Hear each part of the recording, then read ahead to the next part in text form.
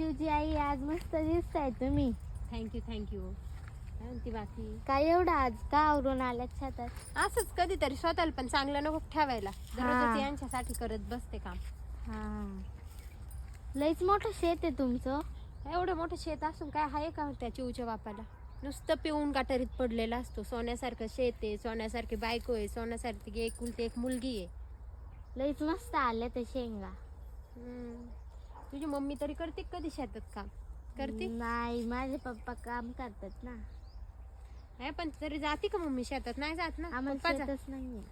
तुम्हाला शेत नाही, आम्हाला शेत नसतं तर मला दुसऱ्यांच्या बांधावर काम करायला जावं लागलं असतं. हा. तसं तुझ्या मम्मीला आहे का? नाही ना. नाही. तुझे पप्पा काम करतात ना. हा, तसं हिचा बाप नाही करत काही.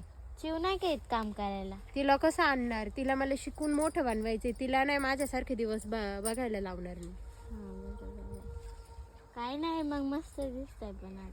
Thank you thank you. तुझा अभ्यास कसा चाललाय मग? मस्त बाकी चाललंय. जेवली का नाही? जेवायचंय आता घरी जाऊन. हा काय? तुम्ही तिथून दिसल्या मला, म्हटलं लई छान दिसतंय, आज जाऊन बोलावं. हा काय? थँक्यू. दररोज आवरून नाही ना शेतात, असं यावं लागत. एवढं आवरल्यावर मग काम कोण करणार? म्हणून एक दिवस आले स्वतःसाठी. म्हणलं जाऊ दे, घालते. आज नवीन साडी घेतली होती आणि फेशियल वगैरे केलं होतं. म्हणलं यावं आता, जाऊ दे एक दिवस स्वतःसाठी. नको का दररोजच काय यांचं काम करत बसायचं? सासू घरीच पडलेली असते. आता काका कुठे आहेत? पिऊन पडला असेल एखादा गटारीत. एवढं शेत आहे पण काय आहे का त्याला? काय नाही. तुम्ही एवढे सुंदर दिसतात, ते काकांना किती नाव ठेवत असतील. ते नाही नाही, कसं असतंय, ज्याला चांगलं मिळतं आणि त्याची किंमत नसते. काय नाही, मग जाते मी.